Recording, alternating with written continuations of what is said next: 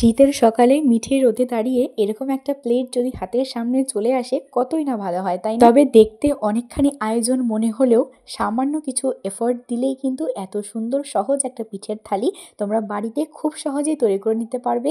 আমি মকর সংক্রান্তি বা পৌষ পার্বণে এই থালিটাই বানিয়েছিলাম খুব সহজে। হাতে 1 ঘন্টা সময় থাকলেই কিন্তু খুব সহজে এই থালিটা বানিয়ে নেওয়া যায়। এই পাটিসাপটাটা কিন্তু চালের গুঁড়ো ছাড়াই আমি বানিয়েছি, সামান্য কিছু উপকরণ দিয়ে। আর এই পাটিসাপটাগুলো বানানোর সময় প্যানে একটাও আটকে যাবে না বা ভেঙেও যাবে না, আর ঠান্ডা হয়ে গেলে কিন্তু শক্ত হয়ে যাওয়ারও কোনো চান্স নেই।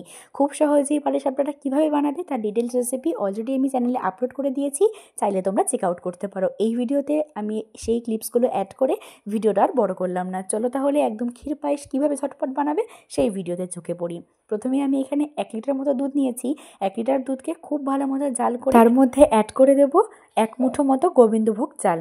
চালটা আমি ধুয়ে জল ঝরিয়ে রেখেছিলাম সামান্য কিছুক্ষণের জন্য। তো চালটা অ্যাড করে খুব ভালো মতো নাড়িয়ে চাড়িয়ে ওয়েট করতে হবে যতক্ষণ না পর্যন্ত চালটা দুধের মধ্যে সেদ্ধ হয়ে যায়। এটা সবসময় মনে রাখবে, চাল দুধে যতক্ষণ না সেদ্ধ হবে ততক্ষণ কিন্তু চিনি অ্যাড করবে না। চিনি যদি অ্যাড করে ফেলো তাহলে কিন্তু চালটা কাঁচা থেকে যাবে, দুধের মধ্যে একেবারেই কিন্তু সেদ্ধ হতে চাইবে না। এখানে আমি চালটা যখন সেদ্ধ হয়ে গেছে তারপরেই আমি এখানে পরিমাণ মতো চিনি অ্যাড করেছি, তারপরে ভালো করে জাল দিয়ে একটু ক্ষীর মতো করে নামিয়ে নিয়েছি।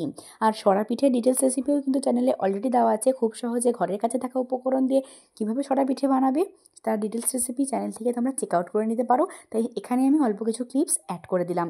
এখানে আমি চিতই পিঠেটা বা সরা পিঠেটা কিছু শুকনো রেখেছিলাম আর কিছু দুধে ভিজিয়েছিলাম। এই সরা পিঠেগুলো দুধে ভেজানোর জন্য দুধটাকে প্রথমে ভালো করে জাল করে নিয়ে পরিমাণ মতো চিনি খেজুরের গুঁড়ো অ্যাড করে জাল করে নিয়েছিলাম ঘন ঘন করে। খুব একটা বেশি ঘন করবে না, খুব ঘন করলে কিন্তু দুধটা পিঠেটা টানতে চাইবে না। তো দুধটাকে খুব ভালো মতো জাল করে নেওয়ার পরে পিঠেগুলোকে দিয়ে 4 থেকে 5 মিনিট ফুটিয়ে নিলে আমাদের সরা পিঠে কিন্তু দুধে ভেজানো একেবারে রেডি। নামানোর আগে খেজুরের গুড়টা দিয়ে আরও 2-3 মিনিট জাল করে নিয়ে নামিয়েছিলাম। খেতে কিন্তু জাস্ট অসাম হয়েছিল। তো কত সহজে এই পিঠেটা আমি বানিয়েছি, পিঠের থালিটা, তা তো তোমরা নিশ্চয়ই ভিডিও দেখে বুঝতে পারছো। তো বাড়িতে এই প্রসেসে এখনও যদি না বানিয়ে থাকো অবশ্যই একবার ট্রাই করো। Last but not the least, গুড়ের পাটিসাপটা, খেজুরের গুড়ের পাটিসাপটা বলা ভালো, সেটা সবার আবদারে বানানো হয়েছিল, যা খেতে দুর্দান্ত হয়েছিল। এই রেসিপিটা চ্যানেলে দেওয়া নেই, যদি তোমাদের দরকার হয় আমাকে অবশ্যই বলো, আমি সেই রেসিপিটা তোমাদের সাথে শেয়ার করার চেষ্টা করব।